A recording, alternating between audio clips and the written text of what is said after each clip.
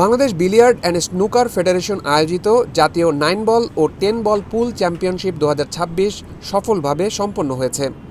Hridoy and Uday motors ও একমির উদ্যোগে আয়োজিত এই আসরে ন্যাশনাল 9 বল পুল চ্যাম্পিয়নশিপে 100 জন এবং ন্যাশনাল 10 বল পুল চ্যাম্পিয়নশিপে 83 জন খেলোয়াড় অংশগ্রহণ করেন। ন্যাশনাল 9 বল পুলের রোমাঞ্চকর ফাইনালে মোহাম্মদ আলামিন 13-7 গেমের ব্যবধানে নাইমুর আলম পিয়াসকে পরাজিত করে জাতীয় চ্যাম্পিয়নশিপের শিরোপা অর্জন করেন। অন্যদিকে ন্যাশনাল 10 বল পুল চ্যাম্পিয়নশিপের ফাইনালে নাফি 13-12 গেমের ব্যবধানে মোহাম্মদ মিলনকে পরাজিত করে। অনুষ্ঠানে প্রধান অতিথি হিসেবে উপস্থিত ছিলেন বাংলাদেশ বিলিয়ার্ড অ্যান্ড স্নুকার ফেডারেশনের সভাপতি ব্রিগেডিয়ার জেনারেল সরকার মোহাম্মদ শামসুদ্দিন অবসরপ্রাপ্ত।